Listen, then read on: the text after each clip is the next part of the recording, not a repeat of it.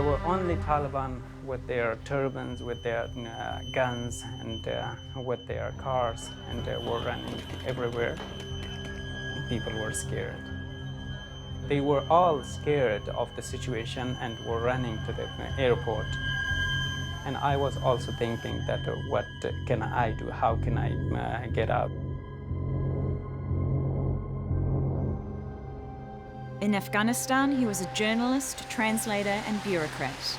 Now, Khalil Rahman Omaid calls Wellington home. It's his safe haven after a narrow escape from Kabul 1 year ago. Wellington is a best place, and I like this. And even it has a windy weather, I like it. And I hope that one day I will become a person with a good economy and a good life here in Wellington, and I hope I could help others. And how's your family finding it here? They are happy.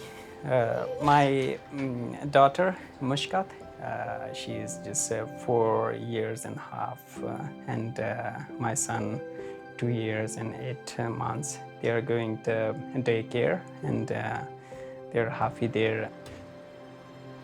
Khalil and his family have turned on a traditional lunch for Nikki Hager, the journalist who drove the campaign to get them to Aotearoa. Just wait, took them back into the lift. It's a far cry from Afghanistan, where Khalil worked with foreign news crews and governments as a fixer and translator. He became a wanted man as a result. The Taliban, all through the years of the insurgency, but especially as they rose in power and influence and took over the country, their greatest hate was people who worked with what they regarded as the infidel, foreign forces. And so people who had helped the New Zealand army in Bamiyan were definitely very much at risk, but people who helped journalism were also at risk, just as much risk. And there was going to be retribution. So many Afghans who worked for foreigners received a threatening letter from the Taliban known as a night letter. Did you get one of those too? I also got that kind of letter, said you had worked with the foreigners and you must pay that cost. And so it means that you will be killed. It doesn't get much scarier, especially because Khalil had experienced harsh Taliban rule as a child. You couldn't say anything against the Taliban. Everybody was scared from Taliban. But in 2001, America and its allies, including New Zealand, changed everything after 9/11. Another plane just hit. Good afternoon. On my orders, the United States military has begun strikes against Al-Qaeda terrorist training camps and military installations of the Taliban regime in Afghanistan. The Taliban government was toppled quickly, and over the next 2 decades, the international forces stuck around for security and reconstruction. As part of this, New Zealand troops were deployed to the country's Bamiyan province. But it wasn't all peacekeeping. In 2010, our SAS conducted a raid on a village in which civilians were allegedly killed. Nikki Hager detailed the allegations in a book, which the Defence Force denied. But later, the newly elected Labour government deemed the allegations serious enough for a formal inquiry. And this is where Khalil fits in. In 2018, Nikki Hager and the New Zealand government hired him for on-the-ground interviews, which then helped inform the inquiry's damning conclusions.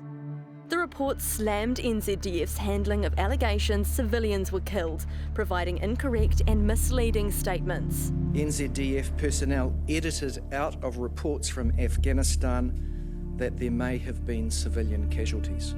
When the inquiry started, we were facing a situation where the head of the military had said there wasn't even an operation that we were involved in. And so it was a good idea, while preparing to go through this big 2.5 years of inquiry, to get back there and do new research with somebody, a new person on the ground. And so I tracked down Khalil, and he was perfect for the job. He was our eyes and ears, and he was fearless about it.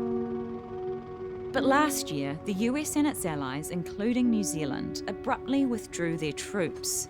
The Taliban took back control faster than anyone expected, and Khalil knew he was in mortal danger.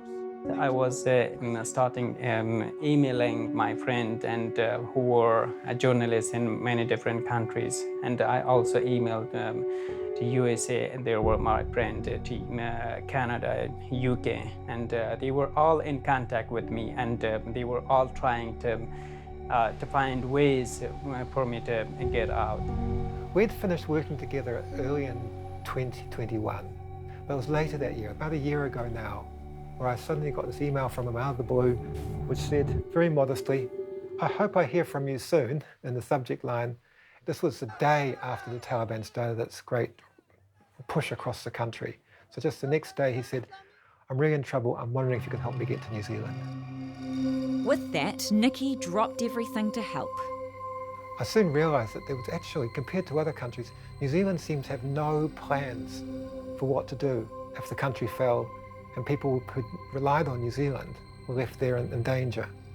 And so for the first couple of weeks, there was this, not just me, but other people, there was this intense period of lobbying and pushing to make sure that our government would be one of the governments that helped to get people out who had been involved with our country. Kiwi journalists rallied to the cause, putting their names to a letter demanding action from our immigration minister to help Khalil. It made front-page news, and later that day, the government made an announcement. We also made an in-principle decision to assist in evacuating Afghan nationals who work directly with the NZDF, New Zealand Police or MFAT, or provided material assistance to the Operation Burnham inquiry. And 6 times I remember very clearly during the interview, Jacinda Ardern said, including people who helped on Operation Burnham, which meant Khalil, because I had had every person I could possibly find saying his name and saying that we needed to help him. Help did finally come. Khalil and his family received New Zealand visas, but they still had to find a flight out, along with hundreds of others. It was terrifying. And a certain point came during the last crucial week. This was the week which ended with a bomb going off at Kabul airport, all the planes stopping, the gates crashing shut. And during that week, Khalil and I talked on Skype or Zoom or something. And I said to him, "I'm not actually sure this is going to work. What other ways are there to get you out of the country? Because you've just got to get out of the country." Just getting from town to the airport safely was a mission. Khalil and his family arrived with just the clothes they wore and a blanket. And for the next 3 days and nights, they prayed for a departing flight. I was also waiting every second and every moment that we are going to get a news that we should find a flight. We were not, until that time, we were not clear with the flight. Can we find a flight or not? They finally did, but it was to Uganda. It took another 3 months for them to get to Aotearoa, but at least they knew they were safe. Eventually, the good people who were organising the evacuation got him through MIQ, arranged his tickets, got him travel documents, did all those rest of those things, and they let them in. Finally, when we arrived into Auckland, and I just, yeah, it is the final destination I was coming to. So yeah, that was a good moment for us, for all of us. This December, Khalil and his family will have been in New Zealand for 1 whole year. He spends his weekdays at the moment at Victoria University, working on his English with other new arrivals. Khalil is determined to build a successful life here, and he's already started an online business. He's a very independent person. But yeah, we're going to know each other for years to come. But for everything that's come his way, the warm welcome, the new friendships, Khalil can't help but think of those left behind.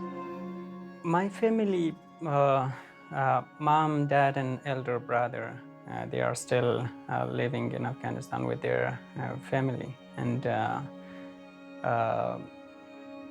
they are not in a good situation. They think we are in a big prison and we cannot talk and we cannot say anything against the Taliban government. Just a few weeks ago, this women's rights protest was violently broken up by the Taliban. Khalil worries for the future of his homeland and dreams that one day democratic government will return. If it does, so will he. I hope so I could work for that country. But if now there is any possibilities and they need me to work for them, I will go there. Even I like this country and I like the life here, I will just go for the people and work there.